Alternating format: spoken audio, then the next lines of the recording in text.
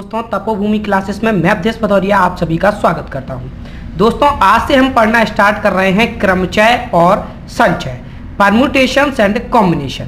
जो लोग भी दोस्तों चैनल पर नए हैं वो हमारे चैनल को सब्सक्राइब जरूर कर लें ताकि आपको आगे के वीडियोस के नोटिफिकेशन मिलते रहें।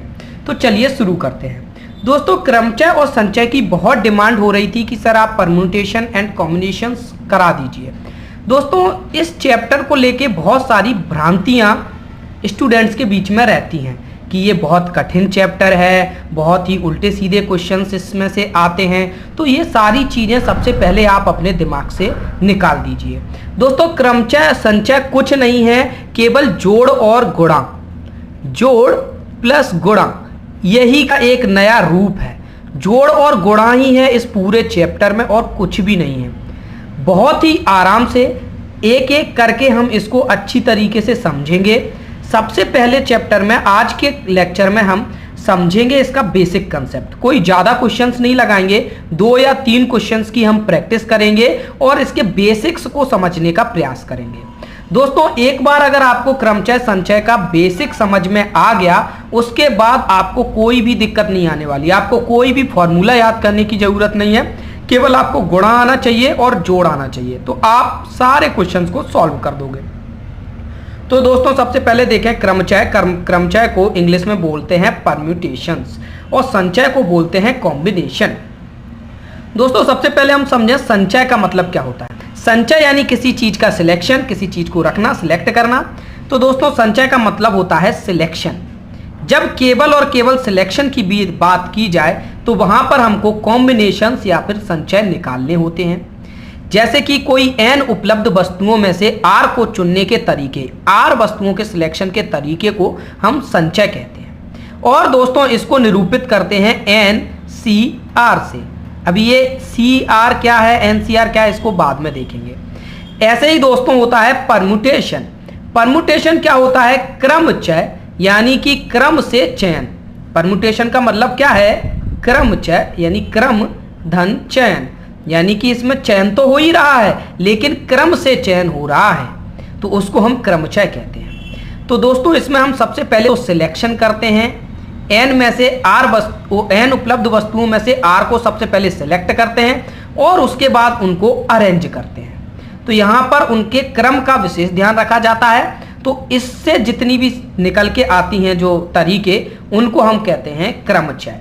इसको दोस्तों NPR से निरूपित किया जाता है। ये NPR क्या होता है ये भी हम थोड़ी देर बाद समझेंगे। तो दोस्तों, यहाँ पर जो मेन चीज समझ में आई वो यह समझ में आई कि संचय में केवल और केवल सिलेक्शन की बात की जा रही है, जबकि क्रमचय में सिलेक्शन के बाद अरेंजमेंट की भी बात की जा रही है। यानी यहाँ पर क्रम से चयन हो रहा है और यहाँ पर सीधे सीधे चयन हो रहा है। तो दोस्तों, जैसे मान के चलिए मुझे 15 खिलाड़ियों में से 11 खिलाड़ियों की एक क्रिकेट टीम चुननी है। तो मैं 15 में से 11 खिलाड़ियों को चुनूंगा तो मुझे इस तरीके से लिखना होगा 15C11। लेकिन दोस्तों, अगर मुझे इन्हीं 11 खिलाड़ियों का, जैसे मैच के पहले राष्ट्रीय गान होता है कि नहीं, और वहां पर मुझे इन 11 खिलाड़ियों को खड़े करना है, तो वहां पर मुझे उनको अरेंज करना होगा। तो वहां पर मैं 11P11 से उनको अरेंज करूंगा। इसका जो मान आएगा वो होगा उनको खड़े करने का राष्ट्रीय गान में। तो दोस्तों, इससे हमको ये समझ में आ रहा है कि जब हम सिलेक्शन करते हैं, 15 में से कोई भी 11 खिलाड़ी हमने सिलेक्ट किए। अब पहले नंबर पे कोहली ले लिया हो, दूसरे पे धोनी ले लिया हो, या फिर दूसरे पे कोहली ले लिया हो, पहले पे धोनी ले लिया हो, उससे तो कोई फर्क पड़ेगा नहीं, केवल सिलेक्शन कर रहे हैं। ऐसा तो हो नहीं जाता कि कोई भी 11 खिलाड़ियों की टीम जब सिलेक्ट होके आती है तो उसमें पहले नंबर पे कोहली का नाम लिखा है और दूसरे नंबर पे मान लीजिए धोनी का नाम लिखा है, तीसरे पे हार्दिक पांड्या का नाम लिखा है, और कोई दूसरा चैनल पहले नंबर पे पांड्या का नाम लिख रहा है, दूसरे पे धोनी का नाम लिख रहा है।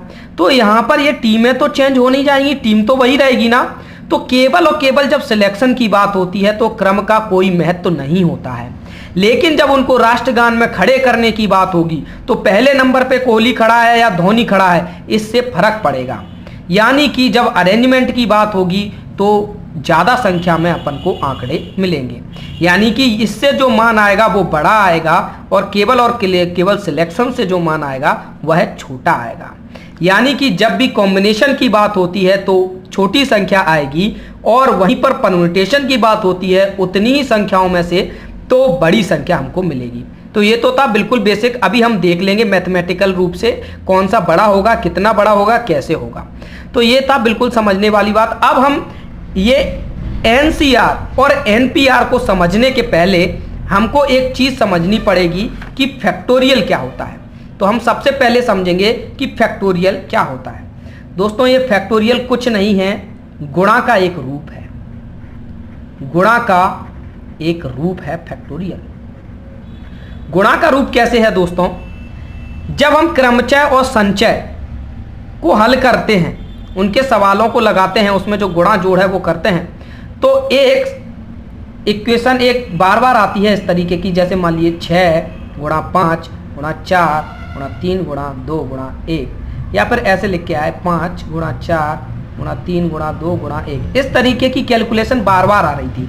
यानी कि पिछली संख्या बड़ी, उससे एक छोटा, फिर उससे एक छोटा, फिर उससे एक छोटा, फिर एक छोटा और एक तक, जैसे इससे छोटा एक एक छोटा होता जा रहा है, एक तक आ रहा है। तो ये एक संक्रिया बार बार आ रही थी। तो कुछ गणितज्ञों ने सोचा ये बार बार आ रही है, इसका कुछ समस्या का निदान करना पड़ेगा, बार बार अपन को इतना लिखना पड़ रहा है।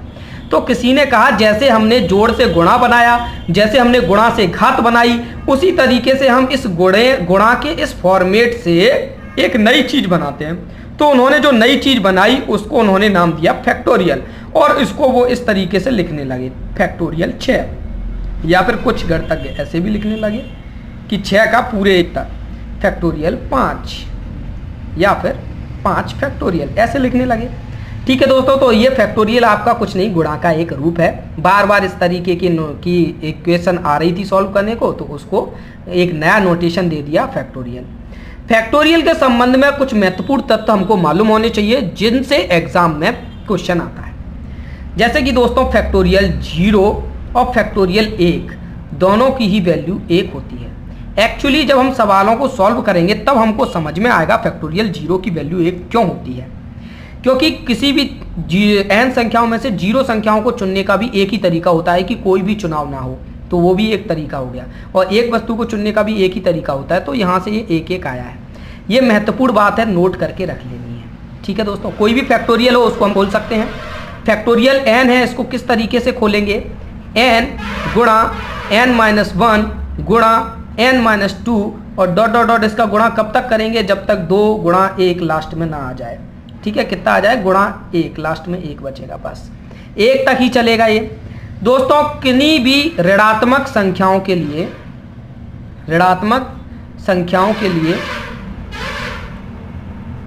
फैक्टोरियल आपका परिभाषित नहीं होता है। फैक्टोरियल केवल और केवल पूर्णांक संख्याओं के लिए परिभाषित है। पूर्णांक संख्याओं हेतु परिभाषित, केवल और केवल पूर्णांक संख्याओं के लिए फैक्टोरियल परिभाषित होता है। जैसे कि 0, 1, 2, 3, 4, इस तरीके से। अब दोस्तों कहीं ऐसा लिख के आया फैक्टोरियल 5.5, तो ये भी गलत होगा, इसका कोई मान नहीं होगा। 5.5 के लिए फैक्टोरियल परिभाषित नहीं है। केवल और केवल पूर्णांक वैल्यूज के लिए फैक्टोरियल परिभाषित होता है। ठीक है, या फिर ऐसा लिख के आ जाए -5, तो इसके लिए भी फैक्टोरियल परिभाषित नहीं है। केवल 0, 1, 2, 3, 4 पूर्णांक संख्याओं के लिए ही यह परिभाषित होता है और ये 1 तक जाता है। ठीक है दोस्तों, फैक्टोरियल के बारे में इतनी बातें पर्याप्त हैं। इन्हीं में से कोई ना कोई एक आध क्वेश्चन पेपर में कभी कभी पूछ लिया जाता है। अब जब हम फैक्टोरियल देख चुके हैं क्या होता है, अब हम देखेंगे एनसीआर क्या है और एनपीआर क्या है। दोस्तों एनसीआर का मतलब क्या होता है? सी का मतलब है कॉम्बिनेशन, यानी जब भी हम एन में से आर वस्तुओं का चयन करते हैं, केवल और केवल चयन करते हैं, एन में से आर वस्तुओं का चयन करते हैं, तो उसको हम एनसीआर कहते हैं। और इसको फैक्टोरियल के रूप में जब हम खोलते हैं तो इसका मतलब होता है ऊपर फैक्टोरियल एन अपॉन नीचे फैक्टोरियल एन माइनस आर। ठीक है दोस्तों, इनटू फैक्टोरियल आर, इतना रहता है। इसको इस तरीके से खोला जाता है एनसीआर को। एनपीआर क्या होता है? परम्यूटेशन, यानी कि जब एन में से आर वस्तुओं का क्रम से चयन होता है, यानी कि क्रम चयन। क्रम से चयन होता है n में से r वस्तुओं का, तो वहाँ पर NPR निकालते हैं। इसका फॉर्मूला होता है factorial n upon factorial n minus r। अब दोस्तों हम देखते हैं कि NCR और NPR में क्या संबंध होता है। तो दोस्तों सबसे पहले हम NCR का फॉर्मूला लिख लें। NCR इज इक्वल टू आपका हो गया factorial n upon factorial n minus r factorial r। दोस्तों ये संबंध के बाद अपन को एक बहुत अच्छी चीज समझने को मिलेगी, तो इसको आप गौर से देखिए। दोस्तों ये जो factorial n upon n minus r है, ये आपको कहीं देखा देखा लग रहा है क्या? हाँ देखो, ये NPR की वैल्यू है, तो इसकी जगह आप NPR लिख सकते हैं कि नहीं? जी हाँ, बिल्कुल लिख सकते हैं। तो यहाँ पर हम लिखेंगे इसके आगे NCR is equal to NPR upon factorial r। अब दोस्तों इसी का एक और स्टेप आगे लेते हैं, तो क्या हो जाएगा? NPR is equal NCR into factorial r। दोस्तों ये बहुत महत्वपूर्ण इक्वेशन बनी। महत्वपूर्ण कैसे है? इससे हमको संचय और क्रमचय का बेसिक समझ में आ जाएगा। दोस्तों संचय किन्हीं भी n वस्तुओं के सिलेक्शन की बात थी केवल, जैसा कि हमने देखा था कोई भी n वस्तुएं हैं उनके केवल और केवल सिलेक्शन की बात थी, और क्रमचय सिलेक्शन के बाद अरेंजमेंट की बात थी। सिलेक्शन की बात थी केवल क्रम संचय, और क्रमचय थी सिलेक्शन के बाद अरेंजमेंट की बात। वही इस फॉर्मूले से निकल के आ रहा है। जो क्रमचय होते हैं दोस्तों वो NCR, जो संचय होते हैं वो होते हैं NCR। तो जब हमने n में से r वस्तुओं का संचय किया तो उसको NCR के रूप में लिखा, लेकिन दोस्तों अब उसको हमने अरेंज भी कर दिया। कोई भी r वस्तुओं को अरेंज करने के तरीके होते हैं फैक्टोरियल r। दोस्तों ये हम आगे पढ़ेंगे, जब हम इसको के क्वेश्चंस लगाएंगे अगले पार्ट में, तब हम देखेंगे अरेंजमेंट के टोटल टाइप कैसे होते हैं फैक्टोरियल r। ठीक है, तो अब r वस्तुओं को अरेंजमेंट के टाइप कितने हो गए? Factorial r। तो हमने यहाँ पर पहले तो सिलेक्शन किया और फिर अरेंजमेंट कर दिया। जब ये सिलेक्शन पर अरेंजमेंट दोनों चीजें मिल गई तो ये आपके किसके बराबर हो गई? क्रमचय के बराबर हो गई, यानी NPR के बराबर हो गई। तो यहाँ से अपन को समझ में आ रहा है फैक्टोरियल r हमेशा ग्रेटर देन 0 होगा, क्योंकि r का मान 1 या 1 से ज़्यादा ही होगा, 2 3 इस तरीके से। तो यहाँ पर NPR हमेशा बड़ा होता है NCR से, ये भी समझ में आ गया, क्योंकि NCR में किसी भी वैल्यू का गुणा करोगे तो NPR बड़ा आएगा। तो ये दोनों चीज़ें समझ में आ गई, और ये भी समझ में आ गया कि NPR क्या है? आपका सिलेक्शन, सिलेक्शन के बाद अरेंजमेंट, दोनों का गुणा हुआ तो क्रमचय आ गया। अब दोस्तों देखते हैं इस फॉर्मूले से रिलेटेड क्वेश्चन कैसा आता है, जो बहुत ही ज़्यादा कंफ्यूजिंग रहता है स्टूडेंट्स के लिए। तो वो क्वेश्चन आपके सामने है।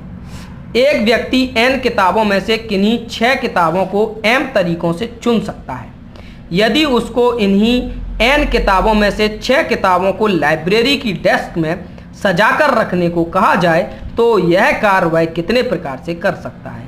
ये दोस्तों आपके पास 4 आंकड़े दिए हैं। सबसे पहले क्वेश्चन को एक बार फिर से पढ़ लेते हैं। यदि एक व्यक्ति n किताबें हैं, उसके पास n किताबों में से 6 किताबों को m तरीकों से चुन सकता है।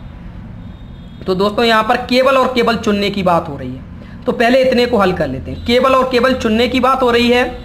n किताबों में से 6 किताबों को चुन रहे हैं। NC6 is equal to m तरीके से चुन सकता है, बराबर m हो गया। इतनी बात दोस्तों हमको समझ में आ गई ये 2 लाइनों से।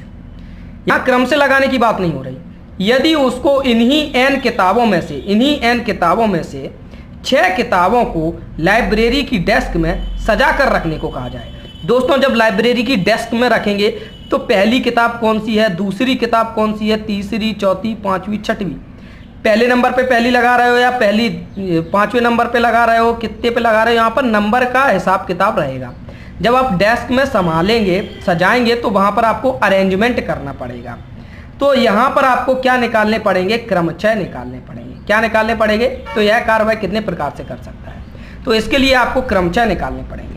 तो यही आपसे क्रमचयों की संख्या पूछी गई है, संचय की संख्या m दी गई है और क्रमचय की संख्या पूछी गई है। तो क्रमचय की संख्या कितनी हो जाएगी? n में से 6 वस्तुओं को चयन करना, NP6 की वैल्यू हमको निकालनी है। दोस्तों यहाँ पर बहुत सारे बच्चे जो NCR और NPR में संबंध नहीं जानते, वो यहाँ पर गलती कर जाते हैं। उनको लगता है यहाँ ऑप्शन में एक अपर्याप्त आंकड़े भी रहता है। उनको लगता है कि अपर्याप्त आंकड़े सही आंसर है, क्योंकि उन्हें लगता है कि अगर यहाँ पर किताबों की संख्या दी रहती तो हम यहाँ पर NP6 निकाल सकते थे। n की जगह 10, 12, 20 कुछ भी दिया रहता तो हम निकाल लेते। यहाँ पर दिया नहीं है तो हम निकाल नहीं पाएंगे। लेकिन दोस्तों हमको पता है NC6 और NP6 में क्या क्या संबंध रहता है। तो जो NPR बराबर कितना होता है, NCR इंटू फैक्टोरियल R। तो यही हम यहाँ पर लगा देंगे। यहाँ पर हमने लगा दिया कि NP6 बराबर NC6 इंटू फैक्टोरियल 6। R की जगह 6 आ गया और NC6 की जगह क्या होगा, M। तो NP6 जो हमको निकालना था वो M इंटू फैक्टोरियल 6, यानी कि हमारा ऑप्शन कौन सा सही हो जाएगा दोस्तों, M इंटू फैक्टोरियल 6, यानी कि C ऑप्शन हमारा सही हो जाएगा। तो दोस्तों ये केवल और केवल अगर हमको इनके बीच में संबंध मालूम होगा तभी हम बता पाएंगे। और हमको ये भी मालूम होना चाहिए कहाँ पर क्रमचय निकालना है, कहाँ C निकालना है, कहाँ P निकालना है। जहाँ केवल चयन की बात होगी वहाँ C निकालना है, और जहाँ क्रम की भी बात हो जाए, जैसे कि डेस्क में सजा कर रखने को कहा जाए या फिर खिलाड़ियों को खड़े करने की बात कही जाए, कहीं भी बिठाया जाए, अरेंजमेंट कहीं भी किया जाए, वहाँ पर NPR निकालना है। अब दोस्तों एक और क्वेश्चन देख लेते हैं जो NCR को खोलने से संबंधित है और काफ़ी पूछा जाता है। दोस्तों अब देखते हैं क्वेश्चन अगला। ये क्वेश्चन दोस्तों जैसे 12C5 बराबर 12CX, तो x का मान बताना है, x is not equal to 5, क्योंकि 12C5 बराबर 12C5 हो जाएगा तो x बराबर डायरेक्ट अपन ने तुलना कर दी 5 हो गया। 5 की जगह एक और संख्या हो सकती है x, वो हमको बतानी। और ये फ्रिक्वेंटली आस्क्ड क्वेश्चन है, बहुत पूछा जाता है एग्जाम्स में, और व्यापम के पिछले एग्जाम्स में काफ़ी पूछा भी गया है। ठीक है दोस्तों, तो दोस्तों जब भी हम NCR का फॉर्मूला है, पहले एक बार इसको अच्छे से समझ लेते हैं, उसके बाद इसकी ट्रिक देख लेंगे कि कैसे इसको करते हैं। एक झटके में करना सीख जाओगे, ठीक है, कोई कैलकुलेशन नहीं करनी होगी। सबसे पहले देखते हैं NCR का फॉर्मूला क्या होता है। NCR का फॉर्मूला होता है factorial N upon factorial N minus R into factorial R। दोस्तों अगर हम यही फॉर्मूला N माइनस R के लिए रखेंगे तो P क्या होगा, factorial N upon factorial N minus R minus N minus R, factorial N minus R into factorial N minus R। ठीक है, यही हो जाएगा ना। तो इसके बराबर में क्या आ जाएगा, factorial N upon factorial R into N minus R। तो दोस्तों इससे हमको क्या समझ में आया, इससे हमको ये समझ में आया कि NCR और N माइनस R इन दोनों के लिए सेम फॉर्मूला है। ये दोनों सेम हैं, ये दोनों सेम हैं, बिल्कुल सेम फॉर्मूला है इनके लिए। तो इसी का यूज़ इस क्वेश्चन में होता है। इससे हमको समझ में आया कि NCR इज इक्वल टू होता है N माइनस R, सॉरी, इसके बराबर होता है। तो हमको क्या चीज़ समझ में आई, हमको ये चीज़ समझ में आई कि ये जो फॉर्मूला बराबर होता है तो हम यहाँ पर इन दोनों का जो जोड़ होगा, इन दोनों का नीचे का R plus N minus R, R से R कट जाएगा, हमेशा N आएगा। यानी कि अगर बराबर में इस तरीके से कुछ भी लिखा है तो इन दोनों का जोड़ आपका N के बराबर होगा। ठीक है, तो इसी से हम सॉल्व कर लेते हैं। कैसे सॉल्व होगा, देखो दोस्तों 12C5 बराबर 12CX दिया है, तो इन दोनों का जोड़ किसके बराबर होगा, 12 के बराबर होगा। तो 5 धन x बराबर कितना होगा, 12। तो x बराबर कितना आ जाएगा, 12 में से 5 घटाएंगे 7। तो दोस्तों इसका आंसर हो जाएगा 7। ठीक है, और ये बहुत पूछा जा रहा है क्वेश्चन। तो दोस्तों इसको आप देख लीजिए, आपको कैसा लगा ये लेक्चर, ये भी आप हमको ज़रूर बताइए, कमेंट करके बताइए। अगर आपको अच्छा लग रहा है तो अपनी कोचिंग क्लासेस में भी अपने दोस्तों को बताइए। हमारे वीडियो को ज़्यादा से ज़्यादा शेयर कीजिए। और 3 या 4 चैप्टर लगेंगे दोस्तों, ये ख़त्म करने में अपन को 3 से 4 चैप्टर लगेंगे। बहुत ही महत्वपूर्ण टॉपिक है। और दोस्तों इसमें गुणा और जोड़ के अलावा कुछ नहीं है। आगे हम देखेंगे किन परिस्थितियों में क्रमचय निकालना होता है, किन परिस्थितियों में संचय निकालना होता है, और कुछ नहीं है, केवल जोड़ घटाना, जोड़ गुणा और भाग के अलावा। उसके बाद हम प्रोबेबिलिटी पढ़ेंगे।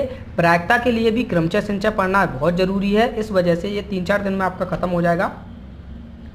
तो कैसा लग रहा है आप ज़रूर बताइए। जो क्वेश्चंस भी आपको नहीं आ रहे हैं आप हमारे फेसबुक ग्रुप से जुड़ जाइए, वहाँ पर अपलोड करिए। धन्यवाद, जय माता।